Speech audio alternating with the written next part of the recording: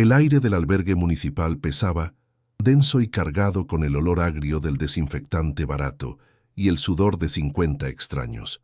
Clara yacía inmóvil en el catre metálico, sintiendo el frío de la estructura a través del delgado colchón. A su lado, acurrucado bajo la misma manta raída, su hijo Lucas, de 8 años, respiraba con la tranquila cadencia de la inocencia. Cada exhalación del niño era una punzada en el pecho de Clara, un recordatorio doloroso de todo lo que había perdido.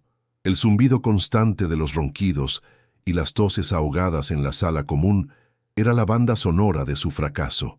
Cerró los ojos con fuerza, pero no podía escapar del sonido ni del nudo de angustia que se le formaba en la garganta. Sentía el corazón apretado, un músculo dolorido que bombeaba miedo en lugar de sangre. Había perdido su trabajo, su casa, su dignidad. Ahora, en la fría oscuridad de Madrid, se sentía completamente invisible, un fantasma acechado por el hambre y la vergüenza, con el único y preciado calor del cuerpo de su hijo como ancla a la realidad. A los pies del catre reposaban todas sus posesiones mundanas, 2 bolsas de plástico repletas de ropa arrugada y, junto a ellas, el pesado estuche negro de su vieja máquina de coser. Era una Singer de hierro, un legado de su abuela, cuyo peso sentía no solo en los brazos al cargarla, sino en el alma. Cada vez que sus dedos rozaban el metal frío de la carcasa, un escalofrío le recorría la espalda. Esa máquina era el símbolo de su oficio, de las miles de horas que había pasado transformando tela en sustento, el ronroneo del motor, una promesa de estabilidad. Ahora su silencio era ensordecedor. Era un ancla a un pasado que se sentía a 1.000.000 de años luz y, al mismo tiempo, una carga inútil en su presente nómada. El olor a aceite y a metal de la máquina se mezclaba en su memoria con el recuerdo del taller textil, un lugar ruidoso y lleno de vida que ahora era solo un eco. La máquina era su única herramienta, su única habilidad tangible, y la impotencia de no poder usarla para alimentar a su hijo le subía como bilis a la garganta. Con un cuidado infinito para no despertar a Lucas, Clara se incorporó y metió la mano en el bolsillo de su abrigo. Sus dedos, entumecidos por el frío, buscaron el arrugado fajo de billetes. Lo sacó y lo alisó sobre su regazo a la pálida luz que se filtraba por los sucios ventanales del albergue. Un billete de 20 euros, otro de 10. Contó las monedas sueltas que tintinearon tristemente en su palma. 1,25 €, 31,25 €. Era todo, todo lo que se interponía entre ellos y la nada absoluta. Sintió una oleada de náuseas. ¿Cuántas comidas podía comprar con eso? 2 días, 3 si tenía suerte y se alimentaba solo de pan. El papel de los billetes se sentía frágil, casi transparente, una defensa ridícula contra la monstruosa realidad de su situación. Su estómago se contrajo, no solo por el hambre que la roía desde la mañana anterior, sino por un pánico helado que amenazaba con paralizarla por completo.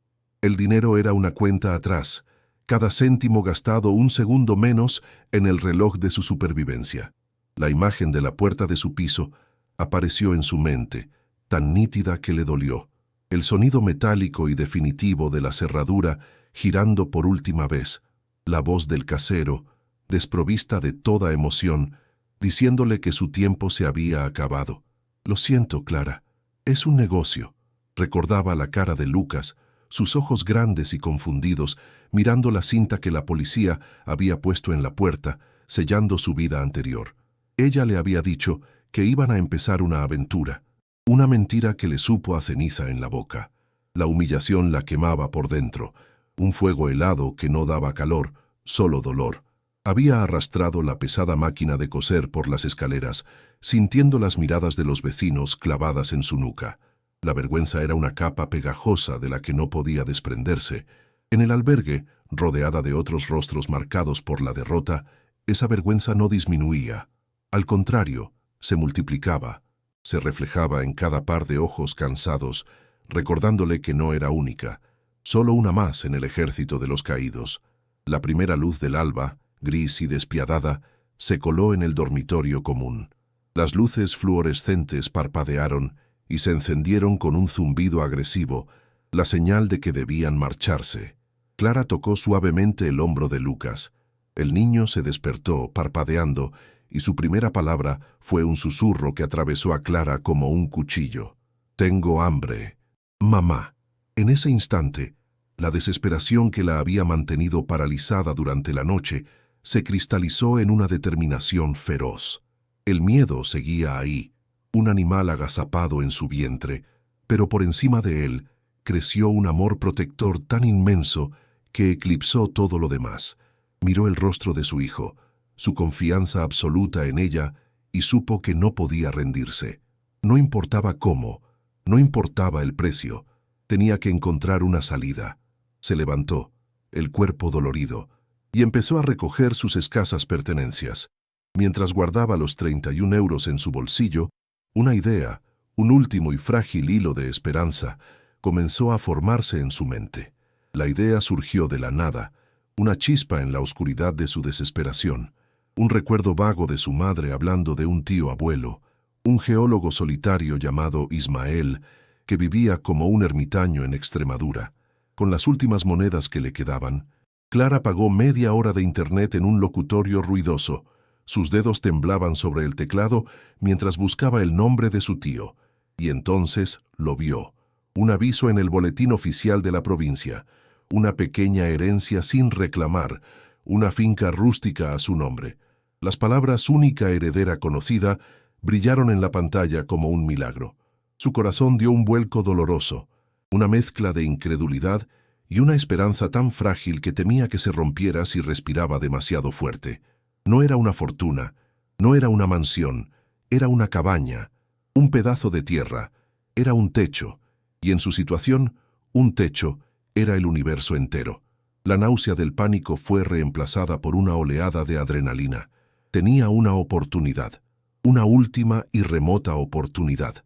La decisión fue instantánea y brutal. Miró el billete de 20 euros y el de 10 que guardaba como un tesoro. El empleado de la estación de autobuses le dijo el precio del billete a Navalmoral de la Mata, el pueblo más cercano a la finca.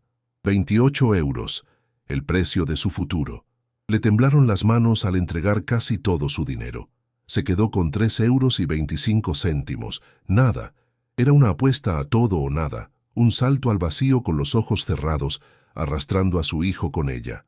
Le explicó a Lucas, con una voz falsamente alegre, que se iban de viaje a su nueva casa en el campo.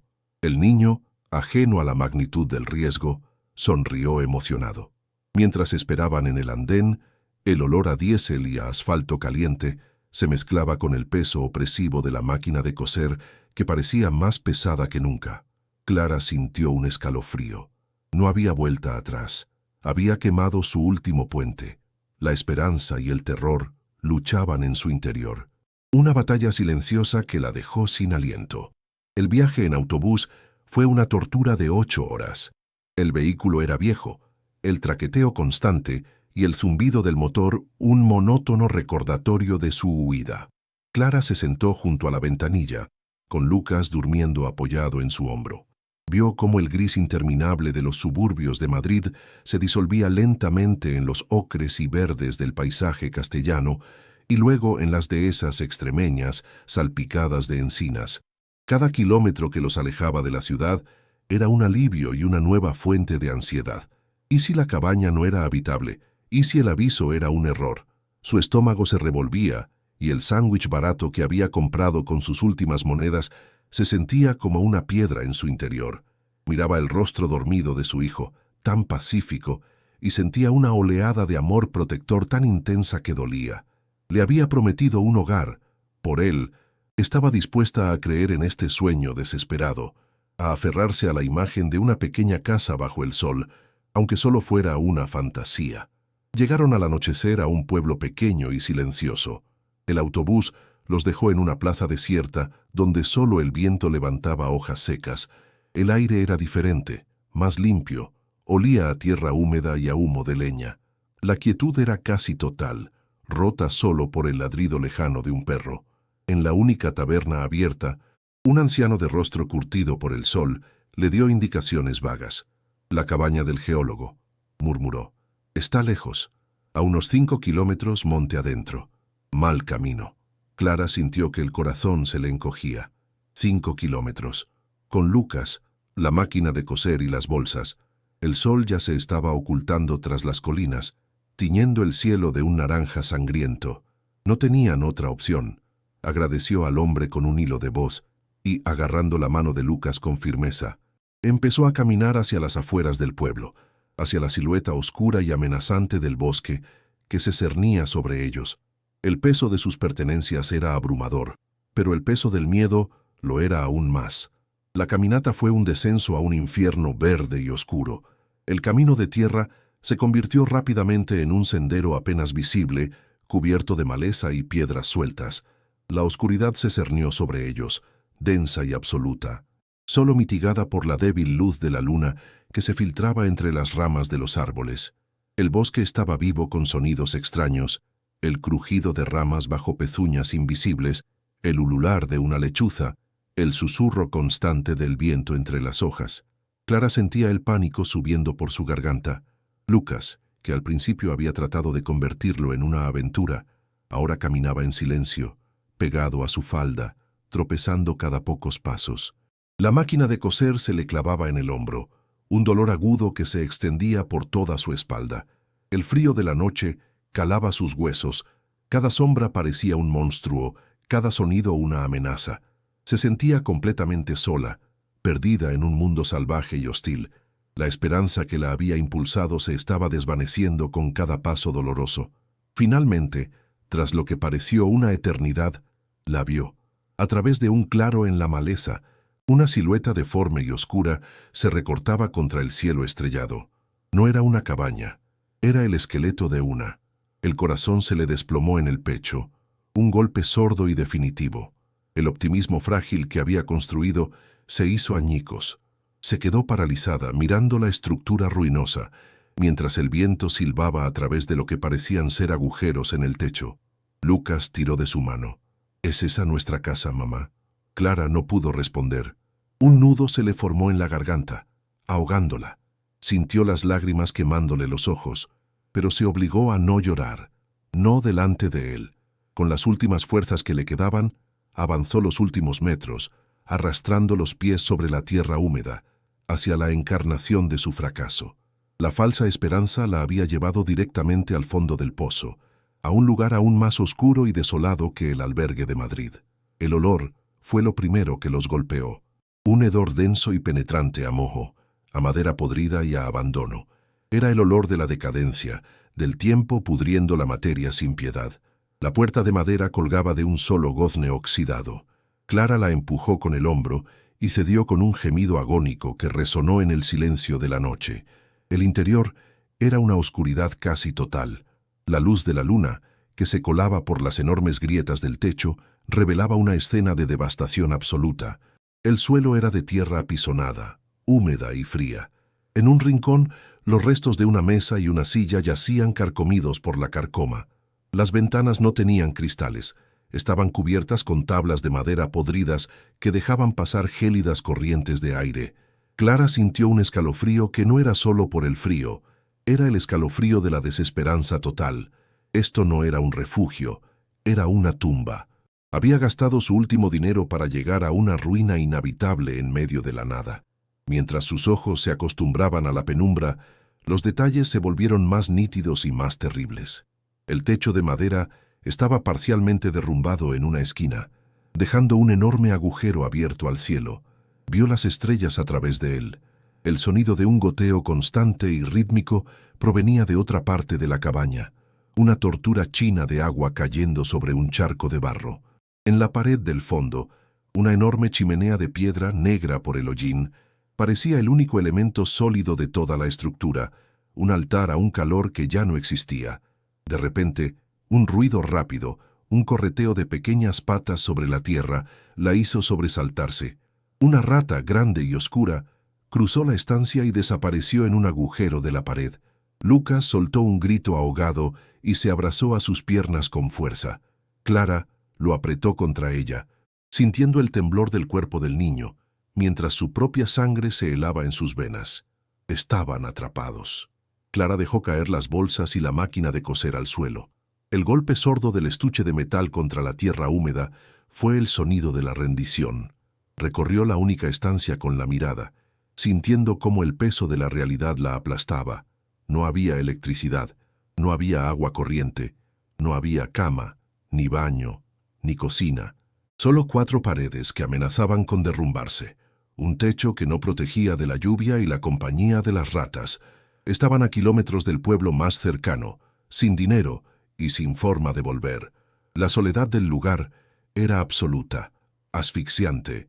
El bosque los rodeaba como una muralla infranqueable, susurrando amenazas en un idioma que no entendía. Se sintió más vulnerable, más expuesta que nunca. En el albergue de Madrid, al menos, había otras personas. El ruido de la ciudad, la ilusión de una civilización cercana. Aquí, si gritaban, nadie los oiría. Estaban completamente a merced de los elementos. El cansancio, el hambre y la desilusión se abatieron sobre ella como una ola gigantesca. Sus piernas cedieron y se deslizó por la pared hasta sentarse en el suelo helado y húmedo, atrayendo a Lucas a su regazo. El niño, agotado y asustado, empezó a llorar en silencio, su pequeño cuerpo sacudido por los sollozos. Clara lo abrazó con todas sus fuerzas, escondiendo su propio rostro en el pelo de su hijo, para que él no viera sus lágrimas. Lloró. Lloró sin hacer ruido, con lágrimas calientes que le recorrían la cara y se mezclaban con la suciedad del viaje.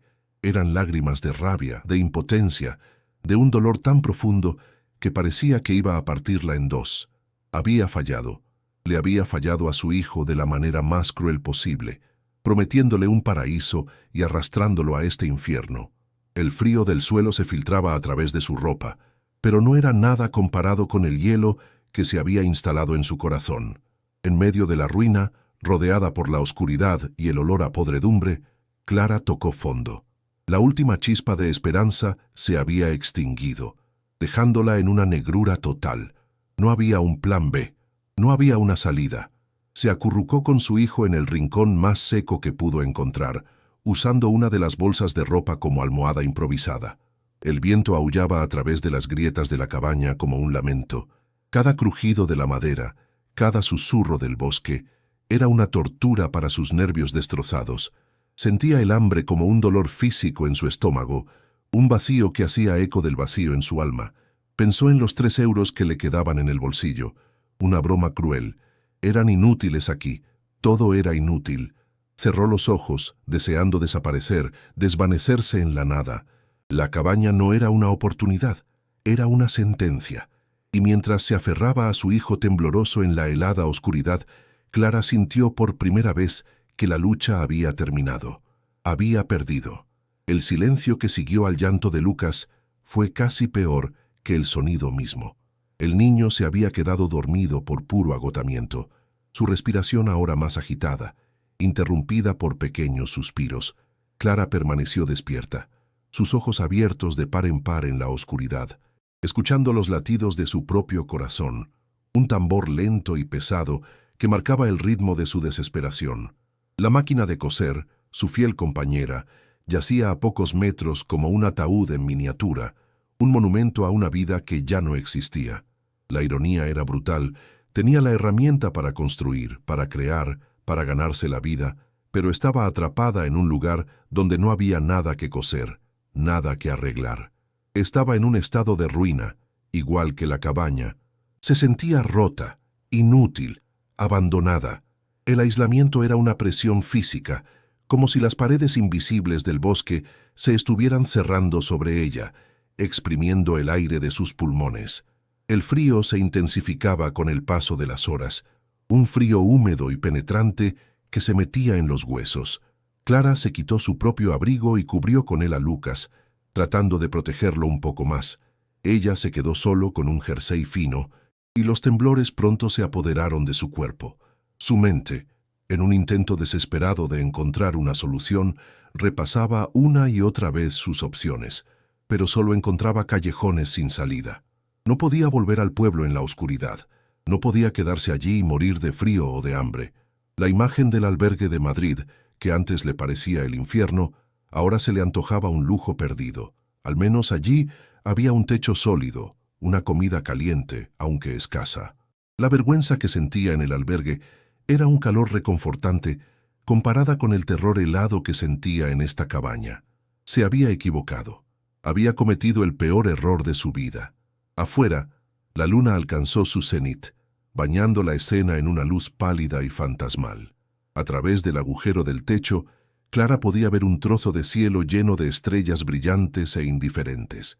Eran hermosas, de una belleza fría y distante que solo servía para resaltar su propia miseria.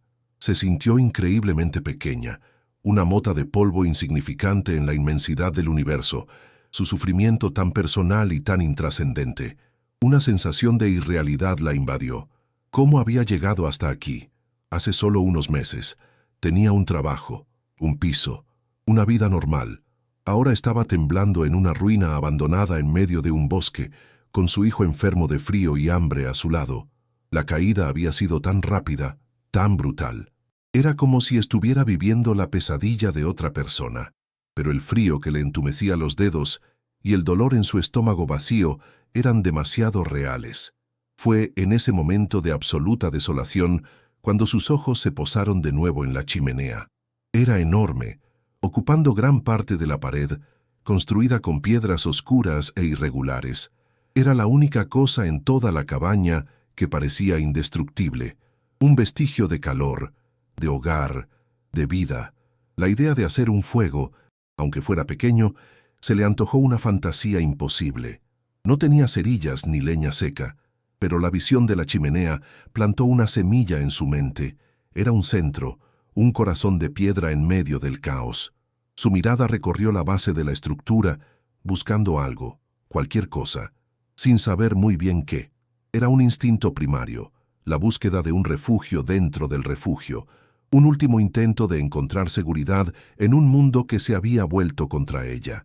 No lo sabía aún, pero su desesperación la estaba guiando.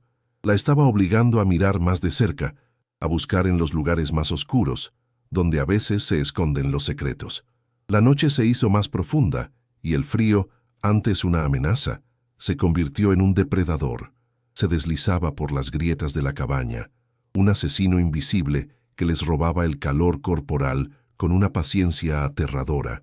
Clara sentía los temblores de Lucas, que se hacían más violentos. Su pequeño cuerpo, acurrucado contra el de ella, ya no era una fuente de calor, sino un sismógrafo de su sufrimiento. Un pánico primario, el miedo de una madre por su cría, se apoderó de ella, eclipsando su propia miseria. Tenía que hacer algo, cualquier cosa. Sus ojos, desesperados, se clavaron de nuevo en la única estructura sólida de la habitación, la gigantesca chimenea de piedra. Era una promesa de supervivencia, un monolito de esperanza en medio de la ruina. La idea de un fuego, por imposible que pareciera, se convirtió en una obsesión. No era solo por el calor físico, era la necesidad de luchar, de encender una luz contra la oscuridad devoradora que amenazaba con tragarlos por completo. Era un acto de desafío contra el destino. Se arrastró sobre el suelo húmedo, el frío de la tierra traspasando la fina tela de sus pantalones. El cuerpo le dolía con cada movimiento. Reunió los pocos trozos de madera podrida que encontró en un rincón, sabiendo que estaban demasiado húmedos para arder. El gesto era inútil, casi ridículo, pero necesitaba moverse, necesitaba actuar. Apiló los trozos de madera en el hogar de la chimenea, sus manos torpes y entumecidas. El interior olía a hollín antiguo y a cenizas frías, el fantasma de miles de fuegos pasados. Apoyó la frente contra la piedra helada, sintiendo su dureza inmutable contra su piel. Cerró los ojos y un sollozo seco se le escapó de la garganta. Estaba tan cansada, cansada de luchar, cansada de tener miedo, cansada del frío que parecía haberse instalado permanentemente en su alma. El silencio de la cabaña solo era roto por el silbido del viento y la respiración entrecortada de su hijo. Era el sonido de la más absoluta y desoladora soledad en el mundo. Lucas, que había estado observando a su madre en silencio desde el rincón, se movió. El frío lo había despertado de su sueño inquieto. Se acercó a gatas a la chimenea, sus grandes ojos fijos en las piedras oscuras. No dijo nada. Solo se sentó junto a su madre, buscando el consuelo de su proximidad. Clara le rodeó con un brazo, atrayéndolo hacia ella, compartiendo el escaso calor que les quedaba. Juntos, miraron el interior negro de la chimenea, la pila inútil de madera húmeda. Para Clara, era el símbolo de su fracaso final. Para Lucas, sin embargo, era algo nuevo, una estructura extraña en un lugar aterrador. Su curiosidad infantil, momentáneamente adormecida por el miedo y el hambre, comenzó a despertar. Sus pequeños dedos, sucios y fríos, empezaron a trazar los contornos de las piedras de la base, explorando las gruesas líneas de mortero que las unían, un gesto distraído para alejar el miedo que sentía crecer en el pecho a cada minuto que pasaba. Mientras sus dedos exploraban la base de la chimenea, algo llamó su atención. Una de las piedras no era como las demás. Las otras estaban firmemente asentadas, cubiertas por una gruesa capa de mortero antiguo y endurecido.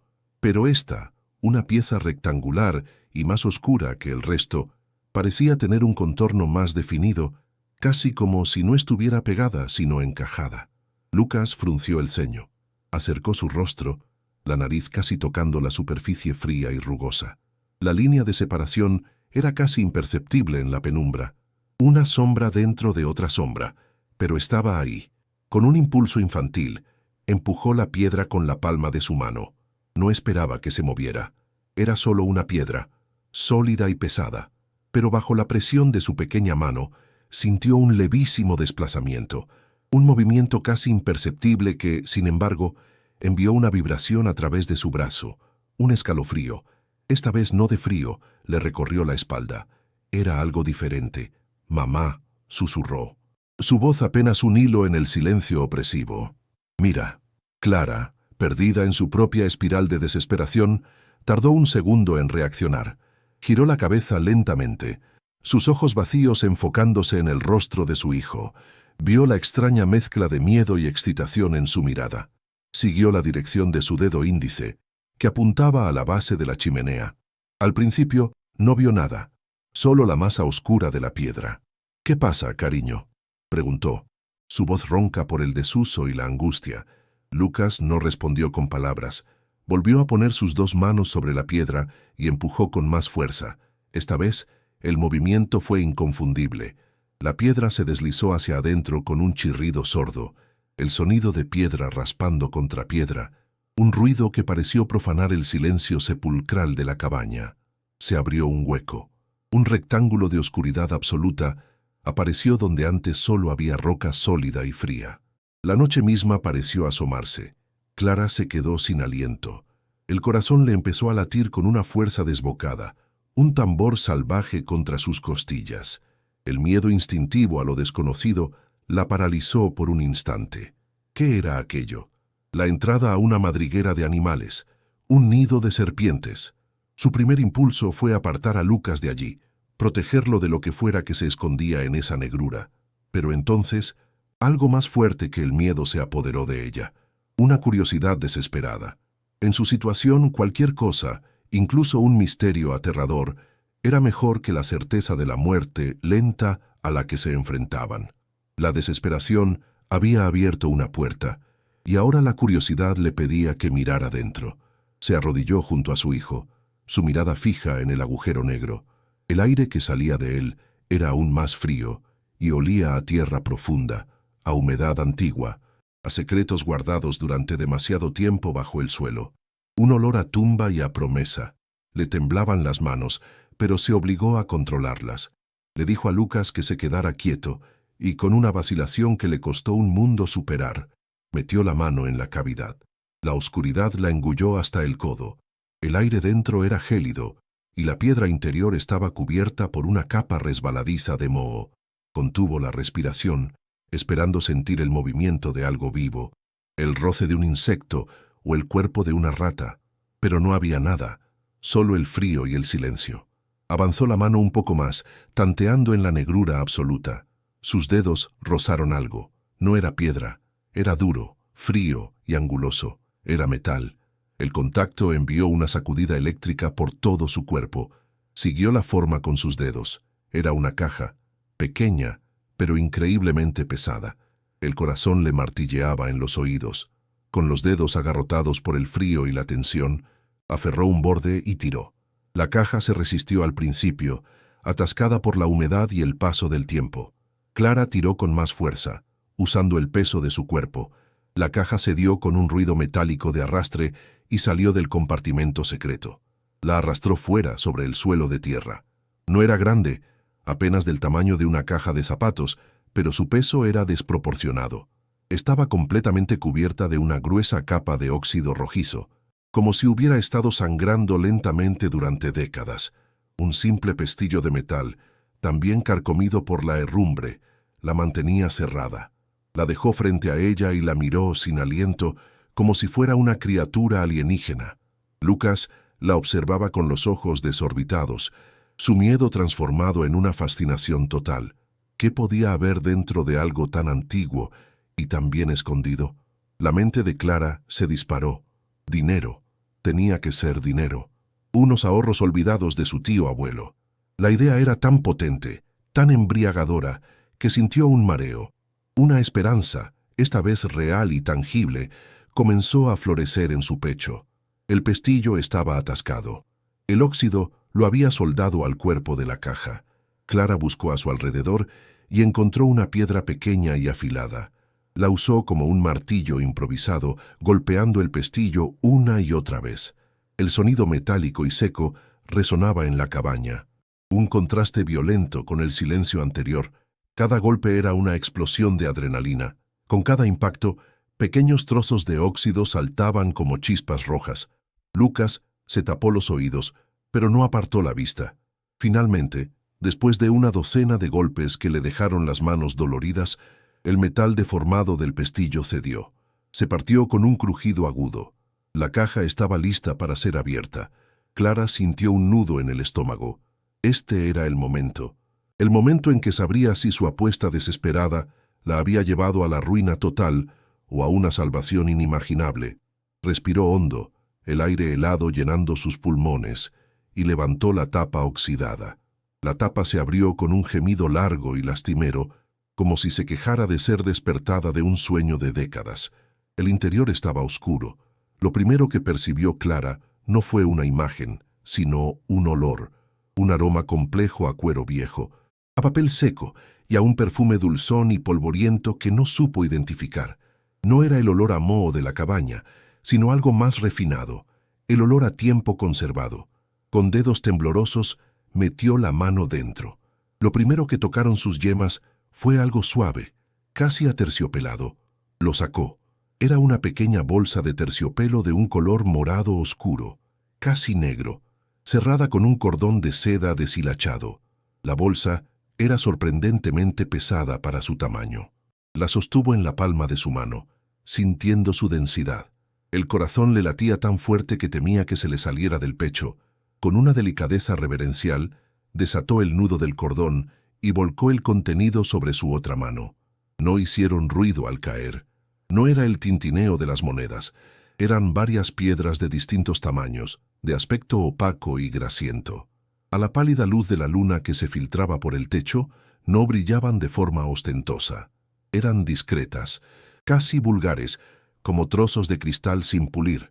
Pero cuando Clara las giró en su mano, una de ellas captó un rayo de luna y lo devolvió con un destello de fuego blanco, un relámpago cegador que le hizo entrecerrar los ojos. Se quedó paralizada. Su mente se negaba a procesar lo que estaba viendo. Podían ser diamantes. Parecía una fantasía, un cuento de hadas, piedras preciosas en una caja oxidada, bajo una chimenea, en una cabaña en ruinas. Era demasiado increíble para ser real. Sin embargo, el peso de las piedras en su mano era innegable. La frialdad de sus superficies y ese destello de luz pura y concentrada eran absolutamente reales. Sintió que las piernas le fallaban. Un tesoro, un verdadero tesoro. Debajo de donde había estado la bolsa de terciopelo, el fondo de la caja estaba cubierto por un paquete de papeles amarillentos y un libro encuadernado en cuero oscuro. Clara dejó los diamantes con sumo cuidado sobre un trozo de tela limpio y sacó el resto del contenido. El libro era un diario. La cubierta de cuero estaba agrietada por la edad, pero aún era flexible. En la portada no había ningún nombre, solo el relieve desgastado de una brújula. Junto al diario había un fajo de documentos atados con una cinta de tela descolorida. Eran papeles oficiales, con sellos y membretes. Clara desató la cinta con cuidado. El papel era frágil, casi quebradizo, y olía a polvo y a secretos. Desdobló el primer documento.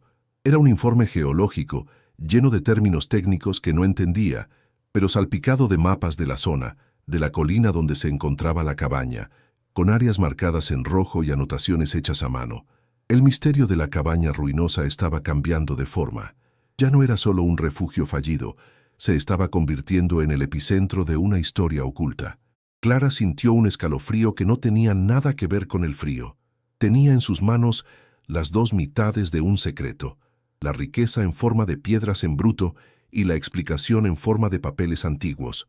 Los diamantes por sí solos eran una fortuna, una salida milagrosa a su situación. Pero los documentos y el diario sugerían algo más, una historia mucho más compleja y peligrosa. ¿Por qué esconder un tesoro así? ¿Por qué su tío abuelo, un simple geólogo aficionado, tendría diamantes en bruto y informes técnicos detallados de su propia tierra? Las preguntas se agolpaban en su mente, desplazando el miedo y el hambre. Una nueva energía, alimentada por la adrenalina y la curiosidad, la recorría. Ya no era solo una víctima, se había convertido, sin quererlos, en una investigadora. Cogió el diario de cuero. La textura era suave bajo sus dedos. Lo abrió por la primera página. La caligrafía era apretada, nerviosa, pero clara. Agosto de 1985. Leyó en la parte superior. La tinta estaba ligeramente descolorida por el paso del tiempo. Era la letra de su tío abuelo Ismael. El hombre del que solo conocía el nombre se estaba materializando frente a ella a través de sus palabras. Hojeó las páginas rápidamente. Vio dibujos de formaciones rocosas, cálculos matemáticos, descripciones de largas caminatas por el monte. Era el registro de una obsesión, la crónica de una búsqueda. La soledad de su tío abuelo, que su madre le había descrito, no parecía la de un ermitaño, sino la de un guardián, un hombre que había encontrado algo tan valioso, tan increíble, que tuvo que aislarse del mundo para protegerlo. Y, a juzgar por el hecho de que todo estaba escondido, para protegerse a sí mismo, la supervivencia inmediata había pasado a un segundo plano. El frío y el hambre seguían ahí, pero ahora eran un ruido de fondo, ahogados por el rugido del misterio que acababa de desenterrar. El descubrimiento no solo le ofrecía una posible salida económica, sino que también le daba un propósito. Sentía una conexión extraña con aquel hombre, su tío abuelo, al que nunca había conocido. Sentía el peso de su secreto en sus manos. La cabaña ruinosa ya no era una tumba, sino un archivo. Cada tabla podrida, cada piedra de la chimenea, parecía ahora parte de un rompecabezas. La sensación de desamparo que la había aplastado se estaba transformando en una sensación de poder. Un poder frágil y peligroso, pero poder al fin y al cabo. Tenía pruebas de algo que aún no comprendía del todo, pero que intuía que era de una importancia vital. La noche ya no era solo oscura y amenazante, ahora estaba llena de secretos que esperaban ser leídos. Con el tesoro y el secreto extendidos ante ella sobre el suelo de tierra, el frío de la noche pareció retroceder, reemplazado por una fiebre interna, una mezcla de terror y fascinación. Clara apartó los diamantes con cuidado. El brillo gélido de las piedras era una distracción peligrosa. Su instinto le decía que la verdadera historia, el verdadero peligro, no estaba en las gemas, sino en la tinta descolorida del diario de su tío abuelo. Sostuvo el libro de cuero con una reverencia que no sabía que poseía. El material se sentía extrañamente vivo bajo sus dedos fríos, como si la piel del animal recordara la mano que lo había sujetado por última vez. Lo abrió con un cuidado infinito. El sonido del papel viejo al pasar las páginas era como un susurro del pasado. La primera entrada que leyó con claridad, a la luz de un tímido rayo de luna, hizo que su corazón diera un vuelco. La caligrafía, antes calmada y científica, se había vuelto temblorosa, casi ilegible, arañando la página con una urgencia desesperada y palpable. «Lo encontré», leyó Clara en un susurro que se perdió en la inmensidad de la cabaña. «No es una veta secundaria, es una chimenea de kimberlita, Una beta madre, riqueza más allá de la imaginación, aquí bajo mis pies. Años de búsqueda de ser el loco del pueblo han dado su fruto. Soy el dueño de una mina de diamantes, pero el secreto es pesado. Un peso que siento en la nuca como una mirada constante. El corazón de Clara comenzó a latir con una fuerza dolorosa. La euforia de su tío abuelo era casi tangible en las palabras, pero estaba teñida de una sombra oscura. La frase, una mirada constante, le provocó un escalofrío que le recorrió la columna vertebral. Levantó la vista instintivamente hacia las ventanas rotas, hacia la negrura del bosque, sintiendo por primera vez que no estaban solos. El silencio ya no era vacío, sino expectante, como si el propio bosque estuviera conteniendo la respiración, esperando a que ella siguiera leyendo, a que desenterrara la verdad completa que llevaba décadas oculta en sus entrañas. Pasó varias páginas donde los textos se volvían más paranoides y fragmentados. Las anotaciones geológicas daban paso a observaciones febriles sobre coches desconocidos en el camino, sobre huellas que no eran las suyas cerca de la cabaña. Entonces, llegó a la última entrada. Estaba fechada solo 2 días después de la anterior. La tinta era más oscura, como si hubiera sido escrita con una presión furiosa. Era corta, brutal, un testamento final. Don Ramiro, el cacique, sabe lo que he encontrado. Hoy ha venido con una oferta ridícula, con una sonrisa de depredador. Le he dicho que no. He visto la muerte en sus ojos. Sus hombres rondan la linde. No me intimida la soledad, sino sus sombras. Esta noche vendrán. Si algo me sucede, si mi muerte parece un accidente de casa, que estas palabras sean mi voz desde la tumba. Esto es la prueba. La frase final era una sentencia. No fue un accidente. Clara cerró el diario de golpe, el sonido seco resonando como un disparo. El aire se volvió espeso, irrespirable. La verdad cayó sobre ella con el peso de una lápida. El nombre, Don Ramiro, resonó en su mente. Un eco venenoso. Su tío abuelo no había muerto en un accidente. Había sido asesinado. Asesinado por esta tierra, por el secreto que ahora ella sostenía en sus manos temblorosas. La náusea subió por su garganta, agria y violenta. Miró a Lucas, que se había vuelto a dormir, ajeno a la terrible revelación. La inocencia de su hijo, en medio de esta historia de codicia y muerte, era una visión tan pura que le partió el alma. Los diamantes ya no brillaban con la promesa de un futuro mejor. Ahora estaban manchados de sangre. Eran el motivo de un crimen, una herencia maldita que la colocaba directamente en el camino del asesino de su tío. Se dio cuenta, con un terror que le heló la sangre, de que el tal Don Ramiro, creyendo que el secreto había muerto con Ismael, llevaba años esperando pacientemente a que la tierra quedara sin dueño. Y ahora la heredera había aparecido. Ella, una mujer sola y desesperada con un niño, una presa fácil y perfecta para el lobo. El resto de la noche fue una vigilia tortuosa. Clara no pudo dormir. Se sentó en la oscuridad, con la caja de metal en su regazo y el diario apretado contra su pecho, como si el libro pudiera protegerla. Cada crujido de la vieja madera de la cabaña, cada susurro del viento, era el sonido de los pasos de los sicarios de Ramiro. Su imaginación, desbocada, pintaba escenarios terroríficos en la negrura. Se sentía atrapada en una pesadilla de la que no podía despertar. El amanecer llegó con una lentitud agónica, tiñendo el cielo de un gris pálido y enfermizo que no trajo ningún alivio, solo una luz cruda que exponía la miseria de su situación. El hambre era un dolor agudo en su vientre, pero el miedo era un dolor aún mayor. Tenía que sacar a Lucas de allí, tenía que huir. Pero, ¿a dónde? No tenía dinero, ni a nadie a quien recurrir. Estaba tan atrapada como su tío abuelo, con un secreto mortal que la encadenaba a esa cabaña ruinosa, el escenario del crimen y su posible tumba. Justo cuando la desesperación amenazaba con paralizarla de nuevo, un sonido rompió el silencio del monte. No era el canto de un pájaro ni el susurro de las hojas. Era un ruido antinatural, mecánico y potente, el motor de un coche, y no sonaba como un vehículo viejo y destartalado. Tenía un ronroneo grave y poderoso, el sonido del dinero y la autoridad que se acercaba por el camino de tierra. Clara sintió que el corazón se le detenía, instintivamente. Agarró la caja de metal y con un movimiento rápido y silencioso, la escondió de nuevo en el compartimento secreto bajo la chimenea, volviendo a colocar la piedra suelta en su sitio. Apenas tuvo tiempo de esparcir un poco de polvo y ceniza sobre la junta para disimularla. Se levantó, sacudiéndose la tierra de los pantalones, y se acercó a una de las grietas de la pared, con el corazón martilleándole en la garganta. Su cuerpo entero era un grito silencioso de pánico. Sabía quién venía. La espera había terminado antes incluso de empezar.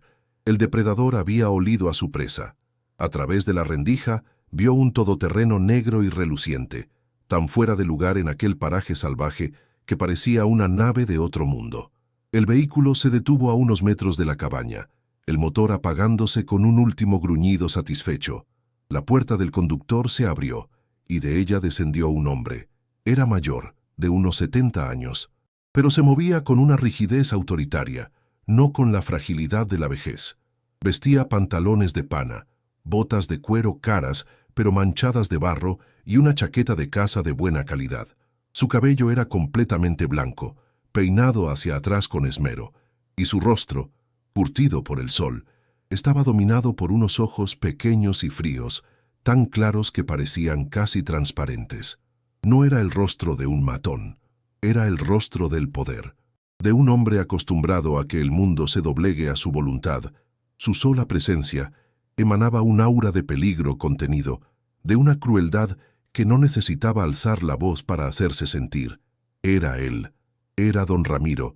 Clara sintió un frío que no venía de la mañana helada, sino del terror puro. El hombre se quedó un momento de pie, observando la cabaña con una mueca de desdén. Sus ojos evaluaron la ruina, el techo hundido, las ventanas tapiadas. Luego, sus pasos pesados resonaron sobre la tierra mientras se acercaba a la entrada. No llamó. Simplemente empujó la puerta desvencijada que se abrió con el mismo gemido agónico de la noche anterior. Se detuvo en el umbral, su alta figura bloqueando la poca luz que entraba. Sus ojos fríos recorrieron el interior miserable hasta que se posaron en Clara, que permanecía de pie, paralizada, con Lucas medio escondido detrás de sus piernas. El niño, asustado por la presencia del extraño, se aferraba a su madre con fuerza. La mirada del hombre se deslizó de Clara al niño y de nuevo a Clara, con una expresión indescifrable. Clara sintió su escrutinio como una violación, como si pudiera ver a través de ella, directamente hasta el secreto que guardaba bajo la chimenea. Su garganta se secó por completo. No podía ni tragar. El aire se había vuelto denso y pesado, cargado de una tensión insoportable. «Así que tú eres la heredera», dijo el hombre. Su voz era sorprendentemente suave, casi paternal, pero tenía un filo metálico debajo, como terciopelo cubriendo una cuchilla. Avanzó un paso dentro de la cabaña, el olor a colonia cara y a tabaco invadiendo el aire viciado de moho y podredumbre. «Una lástima que tu tío te dejara esta miseria. Ismael siempre fue un soñador, nunca un hombre práctico». El uso familiar del nombre de su tío fue como una bofetada. Clara sintió una oleada de rabia impotente bajo el terror. Este hombre, el asesino, hablaba de su víctima como si fuera un viejo amigo. «Mi nombre es Ramiro», continuó, extendiendo una mano que Clara no tomó. «Soy el dueño de casi todas las tierras que rodean esta colina. He venido a hacerte un favor, muchacha». La palabra «muchacha» fue dicha con una condescendencia que la hizo sentirse aún más pequeña, más insignificante. Sabía que todo aquello era una actuación, una obra de teatro macabra de la que ella era la protagonista involuntaria, y no conocía el guión. «Esta tierra no vale nada», continuó don Ramiro, haciendo un gesto despectivo con la mano que abarcaba la cabaña y el bosque circundante. «Está aislada, el suelo es malo para el cultivo y, como puedes ver, esta casucha se está cayendo a pedazos. Es un peligro, especialmente para una mujer sola con un niño». Sus ojos se posaron en Lucas por un segundo, y Clara instintivamente apretó más a su hijo contra ella. «Pero soy un hombre sentimental. Tuve aprecio a tu tío, a pesar de sus excentricidades. Por los viejos tiempos, estoy dispuesto a quitarte este problema de encima.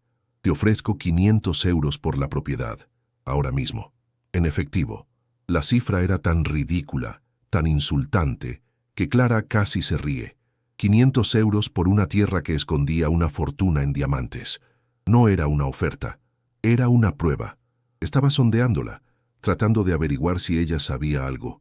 Clara bajó la mirada al suelo, obligándose a parecer sumisa, derrotada. No, no lo sé. Tengo que pensarlo, susurró, su voz apenas audible. La atmósfera en la cabaña cambió en un instante. La falsa amabilidad de don Ramiro se evaporó y sus ojos se endurecieron hasta convertirse en 2 esquirlas de hielo. Su voz, aunque seguía siendo baja, perdió toda su calidez y se volvió cortante como un bisturí. No hay mucho que pensar, muchacha. Una oferta así no se repetirá. Dio un paso más hacia ella, invadiendo su espacio personal. Clara retrocedió instintivamente, tropezando con una de sus bolsas. Pudo oler su aliento, un olor agrio a café y tabaco. «El monte es un lugar peligroso», dijo casi en un susurro.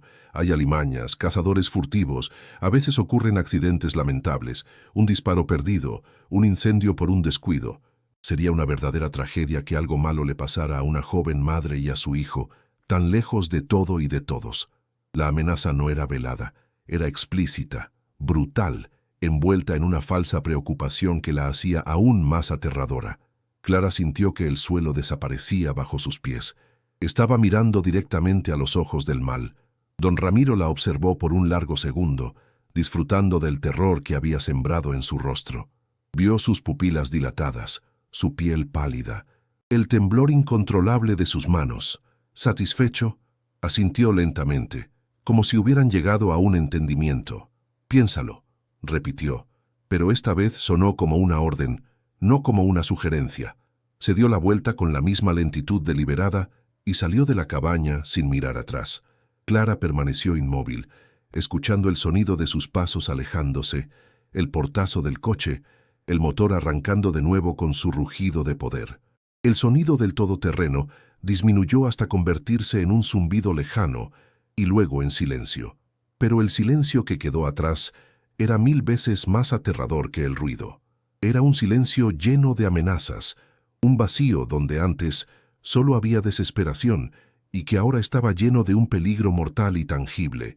Se deslizó hasta el suelo, abrazando a Lucas con una fuerza desesperada, mientras los sollozos la sacudían sin control. El eco de la amenaza de don Ramiro resonaba en la cabaña en ruinas, más real y aterrador que cualquier fantasma. Clara estaba atrapada entre 2 abismos. Por un lado, la miseria absoluta, la certeza de que sin los diamantes, ella y su hijo no sobrevivirían. Por otro, un asesino poderoso que no dudaría en matarla para proteger su secreto y reclamar la fortuna que yacía bajo sus pies. Los diamantes, que horas antes parecían una bendición milagrosa, ahora se sentían como una soga alrededor de su cuello. Cada decisión era un riesgo mortal. Si se quedaba, se enfrentaba a la ira de Ramiro. Si huía, renunciaba a la única oportunidad de justicia para su tío y a la única salida de su propia pobreza. ¿Y quién podía asegurar que el brazo de un hombre tan poderoso no la alcanzaría donde quiera que fuera? La cabaña ya no era solo una ruina. Era el tablero de un juego mortal en el que ella era el peón más vulnerable. Y acababan de poner el reloj en marcha con la vida de su hijo como apuesta principal. La pregunta que la atormentaba no era solo estratégica, sino profundamente moral. ¿Tenía derecho a arriesgar la vida de su hijo por una fortuna, aunque fuera suya por derecho? ¿O tenía la obligación de luchar por la justicia de un familiar asesinado, sin importar el coste? El instinto de supervivencia le gritaba que cogiera a su hijo y corriera, que desapareciera en la noche y olvidara todo lo que había encontrado. Pero otra voz, una voz más profunda y tenaz, alimentada por la rabia y la injusticia, le susurraba que no podía dejar que un monstruo como Ramiro ganara, que no podía dejar que el asesinato de su tío quedara impune y que su crimen fuera recompensado. Estaba sola, aterrorizada y sin recursos, enfrentándose a un enemigo que controlaba todo a su alrededor. Tenía el secreto, pero el secreto era también su sentencia de muerte. La desesperación la había llevado hasta allí, pero ahora, para sobrevivir, Necesitaría mucho más que eso. Necesitaría un coraje que no sabía si poseía. Y ahora, la narrativa se detiene por un momento para hacerte una pregunta directamente a ti. Imagina el frío de esa cabaña, el olor a moho y el peso del diario en tus manos. Siente el terror que recorre a Clara, mientras el eco de la amenaza de un asesino poderoso todavía flota en el aire.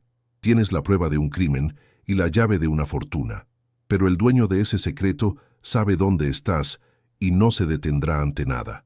Si estuvieras en el lugar de Clara, con tu hijo durmiendo a tu lado, ¿qué harías?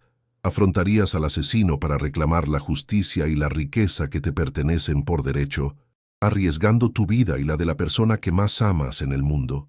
¿O elegirías la supervivencia por encima de todo, huyendo en la oscuridad con las manos vacías, renunciando a todo para intentar empezar de cero en otro lugar, sabiendo que el mal ha triunfado una vez más? La decisión es tuya.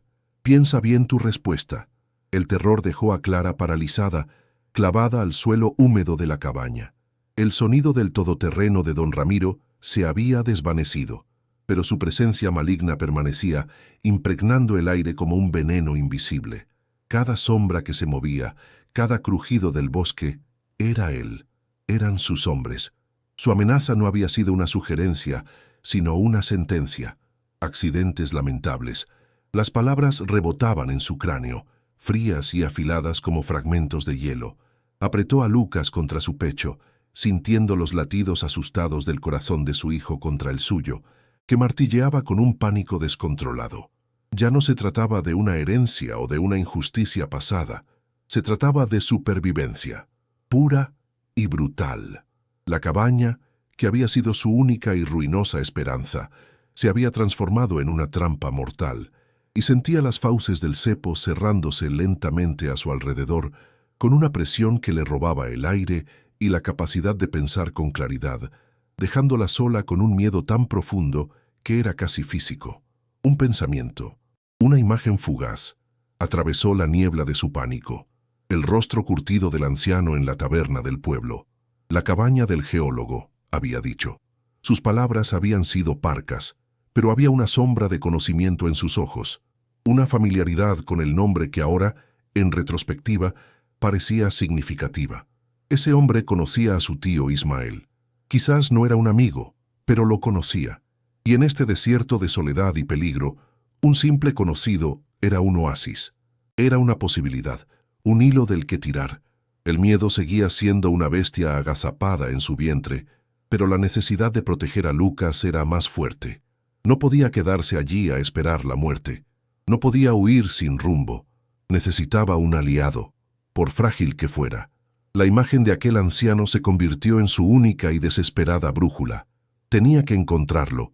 Tenía que arriesgarse. Era un salto al vacío. Otro más. Pero este no era hacia una falsa esperanza, sino hacia la única posibilidad de encontrar un arma contra la oscuridad. La decisión prendió fuego a su parálisis. Se movió con una rapidez febril, sus acciones impulsadas por una oleada de adrenalina pura. Primero, la caja. Se arrodilló junto a la chimenea, sus dedos temblorosos buscando el borde de la piedra suelta. La movió con un chirrido sordo y recuperó la caja de metal oxidada. El peso en sus manos era abrumador, el peso de una fortuna, de un asesinato y de su única oportunidad. La envolvió en una de las mantas raídas para protegerla y disimularla. Luego, despertó a Lucas con una suavidad que desmentía la urgencia que la consumía. «Cariño, vamos a dar un paseo», le susurró, la mentira sabiendo a ceniza en su boca. «Vamos a visitar a un amigo». El niño, demasiado cansado y asustado para protestar, simplemente asintió, sus ojos grandes y confiados fijos en el rostro de su madre. Clara se colgó la bolsa con la caja y la máquina de coser, una carga casi insoportable.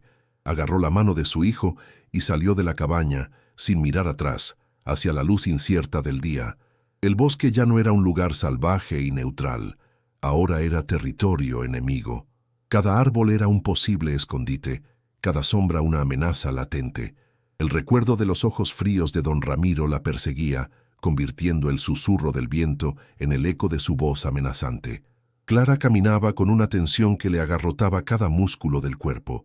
El peso combinado de la máquina de coser y la caja con los secretos de su tío la desequilibraba, obligándola a encorvarse, a luchar por cada paso en el terreno irregular. Sentía un sudor frío recorrerle la espalda, a pesar del aire fresco de la mañana. Su corazón latía con un ritmo desbocado, un tambor que marcaba el compás de su huida. Apretó la pequeña mano de Lucas con tanta fuerza que el niño se quejó en voz baja. Lo sentía. Era una presa huyendo del cazador, y el mundo entero se había convertido en un coto de caza gigantesco, donde ella era la pieza más vulnerable y expuesta, corriendo a ciegas hacia una trampa o una salvación. Cada sonido la hacía sobresaltarse. El chasquido de una rama seca bajo sus pies sonaba como un disparo. El graznido de un cuervo en la distancia era un mal augurio. El bosque, que la noche anterior la había aterrorizado con su silencio, ahora la torturaba con su cacofonía de ruidos inocentes que su mente aterrorizada transformaba en presagios de muerte. Su respiración era agitada, casi un jadeo, y sentía una punzada de dolor en el costado. Lucas tropezaba a su lado, sus pequeñas piernas luchando por seguir el ritmo frenético que ella imponía. Varias veces tuvo que detenerse, no para descansar, sino para escuchar, para escudriñar el denso follaje que los rodeaba, esperando ver el destello de un cañón de escopeta o el movimiento de una figura acechante. La paranoia era un veneno que se extendía por sus venas, distorsionando la realidad, pero sabía, con una certeza helada, que su miedo no era infundado. Estaba en el punto de mira y el tiempo se estaba agotando. La caminata era una agonía física y mental. Después de lo que pareció una eternidad de terror y esfuerzo, vio una columna de humo a través de los árboles, una delgada hebra gris que ascendía hacia el cielo, una señal de vida en medio de la naturaleza salvaje. La esperanza, frágil y temblorosa, regresó a su pecho. Siguió el humo como un náufrago sigue la luz de un faro. El sendero se hizo un poco más ancho, más transitado, y finalmente desembocó en un pequeño claro. Allí, al borde del bosque, había una pequeña casa de piedra, casi cubierta por la hiedra, con un tejado de pizarra y un pequeño huerto cercado. Era humilde, casi una cabaña ella misma, pero la visión de la ventana iluminada y el humo saliendo de la chimenea la llenaron de un alivio tan intenso que casi se le doblaron las rodillas. Era una imagen de hogar, de seguridad. Era el refugio del anciano. Con el corazón en la garganta y las últimas fuerzas que le quedaban, arrastró a su hijo y sus pesadas cargas los últimos metros hasta la puerta de madera nudosa. Se detuvo, respirando hondo. El silencio que siguió a su llegada fue ensordecedor. Solo se oía su propia respiración agitada y el latido frenético de su corazón. Levantó la mano, que temblaba incontrolablemente, y golpeó la puerta. El sonido fue débil, absorbido por la madera maciza. Esperó. Nada. El pánico comenzó a regresar. ¿Y si no había nadie? ¿Y si se había equivocado de casa? Golpeó de nuevo, esta vez con más fuerza, usando el puño cerrado. El eco de los golpes resonó en el claro silencioso. Entonces escuchó un ruido en el interior, el sonido de una silla arrastrándose, seguido de pasos lentos y pesados que se acercaban a la puerta. El cerrojo se descorrió con un chirrido metálico y la puerta se abrió una rendija. Un ojo, rodeado de una piel arrugada y curtida como el cuero viejo, la escudriñó desde la penumbra. Era él, el hombre de la taberna. Su mirada era desconfiada, dura, la mirada de un hombre que ha aprendido a no esperar nada bueno de los extraños que llaman a su puerta. «¿Qué quiere?», preguntó el anciano. Su voz era áspera, como la grava, el resultado de años de soledad y poco uso. Clara dio un paso atrás, intimidada por su recepción hostil. Lucas se escondió de nuevo tras sus piernas. La desesperación le dio el coraje que necesitaba. Usted me dio indicaciones para llegar a la cabaña del geólogo», dijo, su voz temblorosa. «Soy su sobrina nieta. Soy Clara». El anciano la miró de arriba abajo, sus ojos deteniéndose en su ropa sucia, su rostro pálido y asustado, y la pesada carga que llevaba. Su expresión no cambió.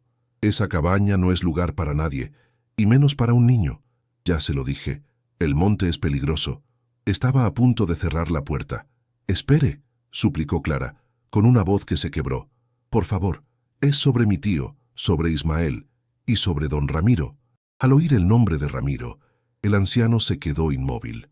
La desconfianza en su mirada fue reemplazada por algo más, una chispa de alarma, de un miedo antiguo y familiar que Clara reconoció al instante. El anciano, cuyo nombre supo después era Joaquín, abrió la puerta por completo y la hizo pasar con un gesto rápido de la cabeza. «Entren», murmuró, «rápido, y cierren la puerta». El interior de la casa era el opuesto absoluto de la cabaña de su tío. Aunque pequeño y humilde, estaba impecablemente limpio y ordenado. El aire olía a leña de encina quemándose en la chimenea, a cera de abejas y a café recién hecho. Una pequeña estantería estaba repleta de libros viejos, y sobre una mesa de madera maciza había herramientas para tallar madera. Era un santuario de paz y orden, un pequeño universo autónomo construido contra el caos del mundo exterior. Por primera vez en días, Clara sintió que podía respirar, que sus músculos agarrotados podían relajarse, aunque fuera solo un poco. Joaquín señaló 2 sillas junto al fuego. «Siéntense», ordenó con su voz ronca, «y cuéntemelo todo, desde el principio». Su tono ya no era hostil, sino grave y cargado de una urgencia que reflejaba la de ella. Mientras Lucas se acurrucaba junto al fuego, hipnotizado por el baile de las llamas, Clara depositó la pesada caja de metal sobre la mesa de madera. El golpe sordo resonó en la pequeña habitación. Joaquín miró la caja con los ojos muy abiertos, como si reconociera un fantasma. Clara, con las manos temblorosas, desató la manta y abrió la tapa oxidada. Primero le mostró los diamantes. La luz del fuego los arrancó de su estado opaco, haciéndolos brillar con destellos de luz blanca y azul. Joaquín ahogó una exclamación. Luego, Clara sacó el diario y los documentos geológicos. Los extendió sobre la mesa, el papel amarillento y frágil contrastando con la madera oscura.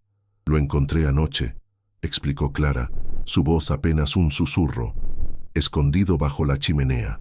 Le contó todo, la herencia, su desesperación, la llegada a la cabaña en ruinas, el descubrimiento y, finalmente, la visita de don Ramiro esa misma mañana, su oferta insultante y su amenaza velada. El rostro de Joaquín se fue ensombreciendo con cada palabra. Cuando Clara terminó de hablar, un silencio pesado cayó sobre la habitación, solo roto por el crepitar del fuego. Joaquín tenía la mirada perdida en las llamas, su rostro una máscara de dolor y un arrepentimiento tan profundo que era casi palpable. Se pasó una mano temblorosa por la cara. «Así que es verdad», murmuró, más para sí mismo que para ella. «Todo este tiempo, siempre lo supe, en el fondo de mi alma, pero tenía demasiado miedo para admitirlo». Levantó la vista y sus ojos, ahora llenos de una tristeza infinita, se encontraron con los de Clara. «Ismael era mi único amigo en este maldito mundo», dijo, su voz quebrándose. «Era un buen hombre, un soñador, sí, como dijo ese malnacido, pero un hombre bueno y sabio. Y yo lo abandoné. Lo dejé morir solo». Las lágrimas comenzaron a rodar por las profundas arrugas de sus mejillas, lágrimas que había contenido durante más de 30 años. La culpa lo estaba devorando vivo frente a ella. «Yo lo vi», confesó Joaquín, su voz ahora un susurro roto. «El día que murió. No lo vi a él, pero los vi a ellos». Hizo una pausa, tragando saliva, como si las palabras le quemaran la garganta. Era una tarde de otoño. Yo estaba en el monte, recogiendo setas, no muy lejos de su cabaña. Vi el todoterreno negro de Ramiro aparcado en el camino. No era normal. Ramiro nunca se acercaba a esta zona, y vi a 2 hombres con él. 2 matones que todo el mundo sabe que trabajan para él. Entraron en la cabaña de Ismael. Joaquín cerró los ojos, como si estuviera reviviendo la escena. Me escondí detrás de unas rocas, el corazón en la boca. Oí gritos, una discusión, la voz de Ismael, enfadada, y luego la voz de Ramiro, fría y cortante. Hablaban de papeles, de una venta. Ismael se negaba en rotundo. La discusión subió de tono, y entonces se detuvo de nuevo, su cuerpo temblando. Clara contuvo la respiración, el vello de su nuca erizado. La pieza final del rompecabezas estaba a punto de encajar. Entonces oí el disparo, continuó Joaquín, abriendo los ojos, que ahora reflejaban un horror antiguo. Un solo disparo, seco, definitivo. Y después, silencio. Un silencio absoluto, más aterrador que los gritos. Esperé, acobardado, sin atreverme a moverme, sin atreverme a respirar. Unos minutos después, los vi salir. Los dos matones llevaban algo pesado, envuelto en una lona. Lo metieron en el maletero del coche. Ramiro salió el último. Se quedó un momento mirando la cabaña, con una expresión satisfecha, como un lobo que acaba de devorar a su presa. Luego se marcharon, y yo no hice nada. La confesión salió de él en un torrente de culpa. Me quedé allí escondido hasta que anocheció. Corrí a mi casa y cerré la puerta con llave. No dije nada, a nadie. Al día siguiente, la Guardia Civil dijo que había sido un accidente de caza, que Ismael se había disparado a sí mismo por error mientras limpiaba su escopeta. El desprecio en su voz al decir Guardia Civil lo decía todo. Tenía miedo, susurró, la vergüenza haciendo que bajara la mirada. Ramiro lo controla todo aquí. El alcalde, la Guardia Civil, todos comen de su mano. Si hubiera hablado, me habrían encontrado en una zanja al día siguiente. Tengo una hija en la ciudad, nietos. No podía arriesgarme. Así que callé. Callé como un cobarde mientras el asesino de mi mejor amigo se convertía en el dueño y señor de toda la comarca, esperando pacientemente a que la tierra de Ismael, su tierra robada, quedara libre. La revelación de Joaquín no solo confirmaba los escritos del diario, sino que les daba un rostro, un sonido, una realidad insoportable. Clara ya no tenía solo las palabras de un muerto, tenía el testimonio de un testigo vivo. El miedo que sentía no disminuyó, pero ahora estaba mezclado con una rabia fría y dura como el acero. La injusticia era tan grande, tan flagrante, que eclipsaba el terror. Miró a Joaquín, y en los ojos de aquel anciano cobarde y arrepentido, vio el reflejo de su propia encrucijada. Joaquín levantó la vista del suelo y la fijó en el diario y los documentos sobre la mesa. Su expresión cambió. La vergüenza dio paso a una determinación sombría. Durante 30 años he vivido con este veneno dentro, dijo, su voz recuperando parte de su aspereza. 30 años de mirar al suelo cada vez que me cruzaba con ese asesino. Pero ya no, ya soy viejo, no tengo mucho que perder. Y tú has traído la prueba. La voz de Ismael desde la tumba. Se inclinó hacia adelante, sus ojos brillando con una nueva luz. Él no puede ganar otra vez. No podemos dejar que se salga con la suya. En ese momento, el anciano asustado desapareció, y en su lugar apareció el aliado que Clara necesitaba desesperadamente. Un hombre que conocía al enemigo, que conocía el terreno y que, finalmente, había encontrado el coraje para enfrentarse a sus demonios. La soledad aplastante que había sentido Clara comenzó a disiparse, reemplazada por la frágil pero poderosa sensación de tener a alguien de su lado. Ramiro es listo y es despiadado, advirtió Joaquín, su mente ahora trabajando con una claridad estratégica. El hecho de que hayas venido aquí, de que hayas salido de la cabaña, le habrá puesto en alerta. Pensará que buscas ayuda, pensará que sabes más de lo que aparentas. No se arriesgará, actuará rápido y con contundencia. Las palabras de Joaquín confirmaron los peores temores de Clara. No tenían tiempo. La amenaza ya no era una posibilidad futura, sino un peligro inminente, que probablemente ya estaba en marcha. ¿Qué podemos hacer?, preguntó Clara, su voz un hilo. No podemos ir a la Guardia Civil. No podemos enfrentarnos a él. Estamos atrapados. El sentimiento de impotencia amenazó con volver a abrumarla, pero la nueva calma de Joaquín la ancló a la realidad.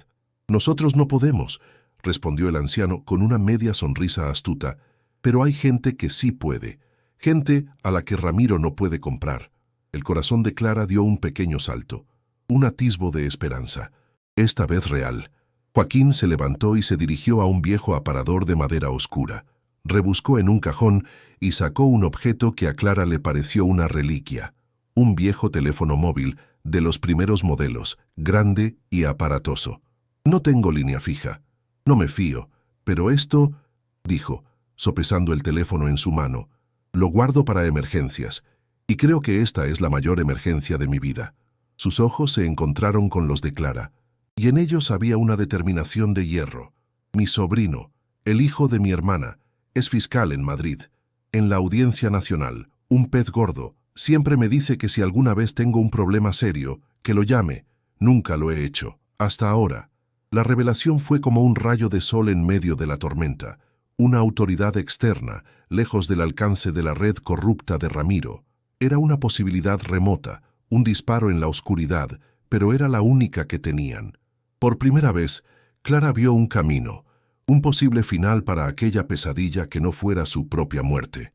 Mientras Joaquín buscaba en una libreta el número de su sobrino, la tarde comenzó a morir. Las sombras se alargaron en el pequeño claro y el interior de la casa se oscureció, iluminado solo por el resplandor danzante de la chimenea. Una extraña calma se había instalado entre ellos, la calma tensa que precede a la batalla. Clara observaba a su hijo, que finalmente se había quedado dormido en una de las sillas, agotado por el miedo y el viaje. Su rostro inocente, bañado por la luz del fuego, era un recordatorio constante de lo que estaba en juego. Todo lo que hacía, cada riesgo que tomaba, era por él, por darle el futuro que a ella le habían robado. El olor a café y a leña, la sensación del calor en su piel, el sonido del papel al pasar las hojas de la libreta de Joaquín, eran detalles de un momento suspendido en el tiempo. Un instante de paz antes de que el infierno se desatara. Porque ambos sabían, sin necesidad de decirlo, que la noche traería consigo la respuesta de don Ramiro. La llamada fue corta. Joaquín habló en voz baja, casi en susurros, pero con una urgencia que traspasaba las palabras. Clara no podía oír la respuesta, pero vio el alivio en el rostro del anciano cuando colgó. «Vienen», dijo Joaquín, con una exhalación profunda. «Mi sobrino me ha creído. Ha dicho que no nos movamos, que no hagamos nada, que enviará a gente de confianza, de fuera de la comarca, pero tardarán, quizás hasta mañana por la mañana».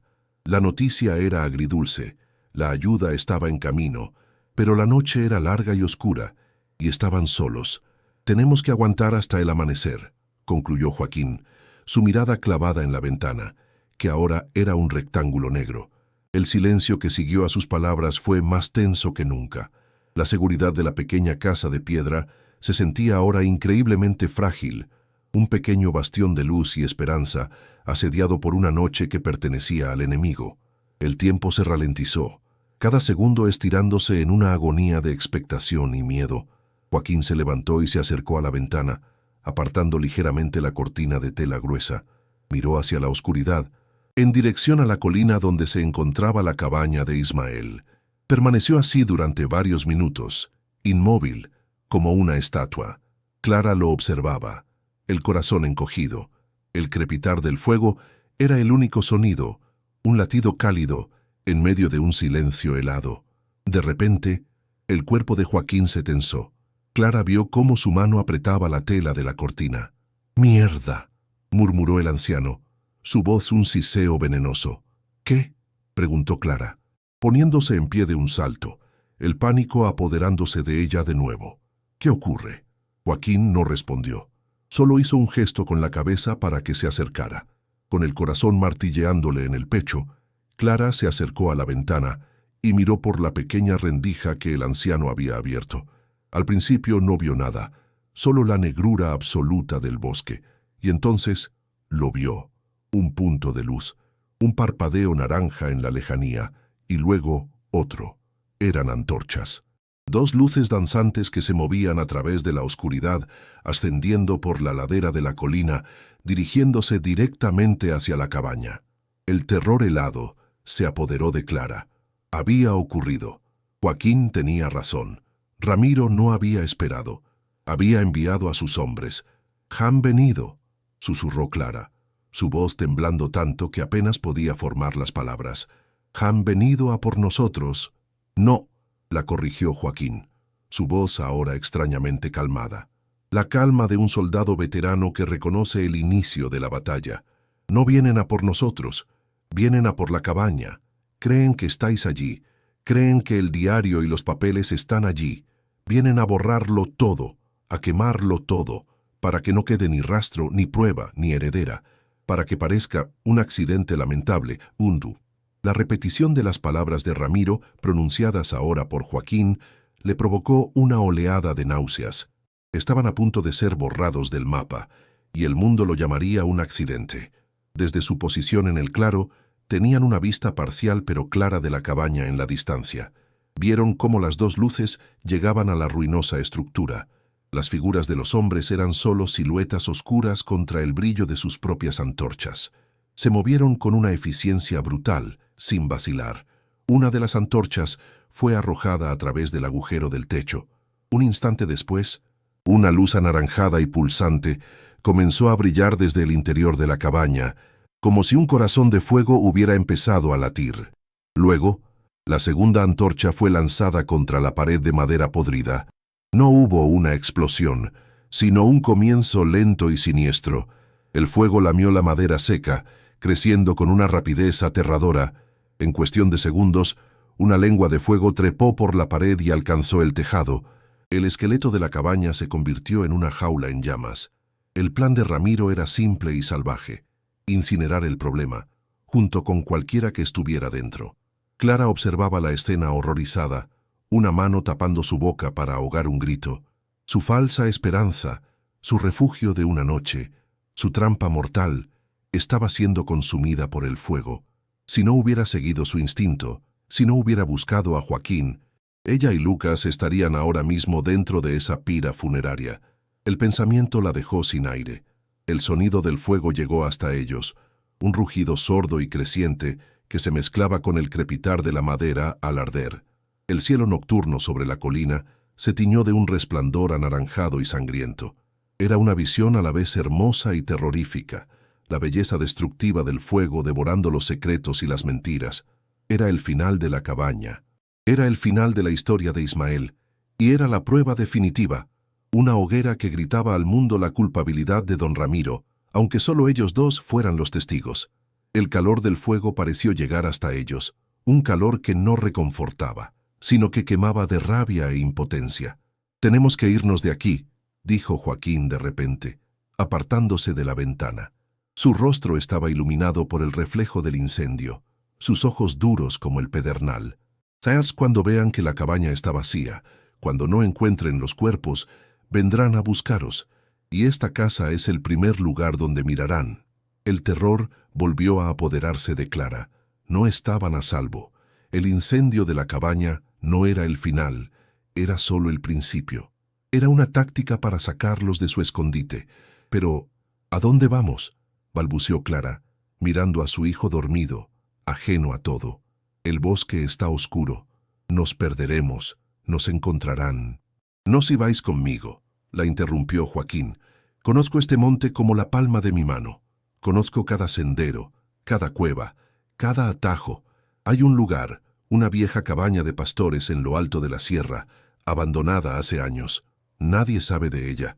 Estaremos a salvo allí hasta que llegue la ayuda». Su plan era arriesgado, pero era el único que tenían. La supervivencia dependía ahora de aquel anciano y su conocimiento ancestral del bosque. La urgencia era total. Joaquín apagó la única lámpara de aceite, sumiendo la casa en la oscuridad, salvo por el resplandor del incendio que se filtraba por la ventana. «Coge al niño y la caja, nada más. Muévete en silencio», le ordenó en un susurro. Clara obedeció sin dudar. Levantó a Lucas en brazos con cuidado de no despertarlo. El niño se quejó en sueños y se acurrucó contra su hombro. Con la otra mano, agarró la manta que envolvía la pesada caja de metal. El peso de su hijo y el peso del secreto eran su ancla a la realidad, lo único que importaba en el mundo. Joaquín abrió la puerta trasera de la casa, que daba directamente a la parte más densa del bosque. Un soplo de aire frío y húmedo, cargado con el olor a humo y a pino, entró en la habitación. «No hagas ruido», repitió Joaquín, «y pisa exactamente donde yo pise. Ahora, vamos». Y con esas palabras salieron de la relativa seguridad de la casa y se adentraron en la noche, en el corazón oscuro y salvaje del bosque, huyendo del fuego y de los hombres que lo habían provocado. La huida Fue una pesadilla de sombras y sonidos. El bosque de noche era un laberinto de árboles negros y maleza que se agarraba a su ropa como manos fantasmales. La única luz era la de una pequeña linterna de dinamo que Joaquín llevaba y que apenas iluminaba unos metros por delante de sus pies. El suelo estaba cubierto de hojas mojadas y raíces traicioneras, y Clara tropezó varias veces, casi cayendo con el peso de Lucas y la caja. El niño se había despertado y lloraba en silencio, asustado por la oscuridad y el movimiento brusco. Clara le susurraba palabras de consuelo que ni ella misma creía, mientras su corazón latía con la fuerza de un animal atrapado. El rugido del incendio a sus espaldas era un recordatorio constante de que los estaban cazando. Cada crujido de una rama, cada ulular de una lechuza, sonaba como los pasos de sus perseguidores. El miedo era una presencia física, un nudo helado en su estómago que amenazaba con paralizarla. Solo la figura encorvada de Joaquín, avanzando con paso seguro, la obligaba a seguir. El olor a humo era cada vez más intenso, impregnando el aire, su ropa, su pelo. Se le metía en la garganta, haciéndola toser. Miró hacia atrás por encima del hombro y vio el resplandor del incendio filtrándose a través de los árboles, una herida naranja en la negrura del bosque. La cabaña de su tío abuelo, el lugar que había contenido su desesperación y su esperanza, estaba desapareciendo para siempre, convertida en cenizas y humo. Era una pira funeraria para un hombre asesinado hacía 30 años, y casi la suya propia. Un sentimiento de pérdida extraña y profunda la invadió. Una tristeza por aquel lugar que apenas había conocido, pero que había cambiado su vida para siempre. Pero no había tiempo para el duelo. Joaquín tiró de su brazo, sacándola de su trance. «Más rápido», siseó. «Puedo oír sus voces. Se están separando para buscar». El terror puro y afilado la espoleó. Corrieron, tropezando y jadeando, adentrándose aún más en la oscuridad protectora y amenazante del monte. Joaquín los guió fuera del sendero principal, hacia una senda casi invisible que serpenteaba entre rocas y arbustos espinosos. Era un camino que solo un experto podría encontrar. La vegetación era más densa aquí. Las ramas arañaban su cara y sus brazos, pero también los ocultaba mejor. La pendiente se hizo más pronunciada, y Clara sintió que los pulmones le ardían. El peso de Lucas parecía haberse duplicado. Cada músculo de su cuerpo gritaba de dolor y agotamiento. Pero seguía adelante, impulsada por la imagen del rostro de su hijo y el sonido de las voces de los hombres a lo lejos. Joaquín se movía con una agilidad sorprendente para su edad, un fantasma gris que se deslizaba por la noche. Conocía cada piedra, cada giro del camino. Él era su única esperanza.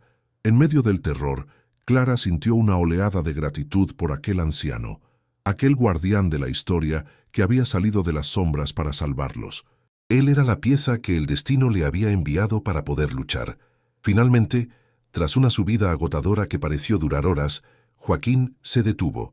Se encontraban en un pequeño saliente rocoso, ocultos por unos viejos castaños. El anciano señaló hacia abajo. A lo lejos, muy por debajo de ellos, se veía el resplandor agonizante del incendio, ahora reducido a un lecho de brasas incandescentes, y alrededor, como hormigas furiosas, se movían las luces de varias linternas. Eran los hombres de Ramiro buscándolos. Habían escapado. Por ahora, Joaquín los condujo unos metros más hasta una grieta en una pared de roca, oculta por la hiedra. Detrás se abría la entrada a una pequeña construcción de piedra, apenas una habitación, seca y protegida del viento. La vieja cabaña de pastores. «Aquí estaremos a salvo», susurró Joaquín, sin aliento. Clara entró y se derrumbó en el suelo de tierra, abrazando a su hijo y a la caja de metal. Estaba agotada, dolorida y aterrorizada, pero estaba viva y tenía las pruebas. Fuera, la noche seguía siendo del asesino, pero dentro de aquel pequeño refugio, por primera vez, había una oportunidad real de ver el amanecer. El amanecer se filtró en la cabaña de pastores con la timidez de un superviviente. Un aire gélido, pero limpio, llenó el pequeño espacio, llevando consigo el olor a tierra mojada y a pino. Clara, acurrucada junto a un Lucas que dormía profundamente por primera vez en días, sintió cómo el agotamiento, y el miedo de la noche anterior daban paso a una extraña calma. El peso de la caja de metal en su regazo era un ancla a la nueva y aterradora realidad. Joaquín, de pie junto a la entrada, escudriñaba el valle con ojos de halcón. A lo lejos, el sol naciente teñía de rosa las nubes de humo que aún se elevaban de la colina, una pira funeraria bajo un cielo indiferente. Fue entonces cuando Joaquín sacó de nuevo su viejo teléfono. Marcó el número con dedos firmes. «Estamos bien», dijo con voz baja pero clara. «En la cara norte del Risco Alto. Te enviaré las coordenadas».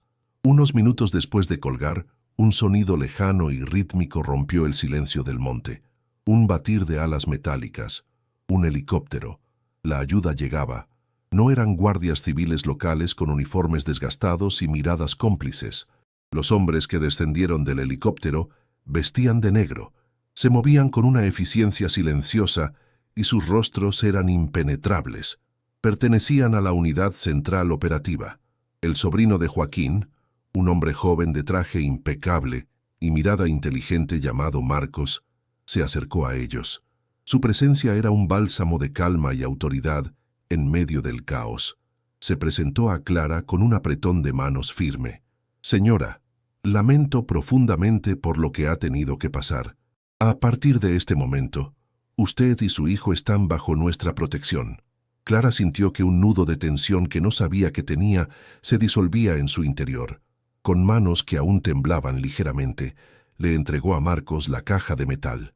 El peso físico del tesoro y la carga emocional del secreto pasaron de sus manos a las de la justicia. Al entregarla, sintió como si se liberara de una cadena que la había estado ahogando.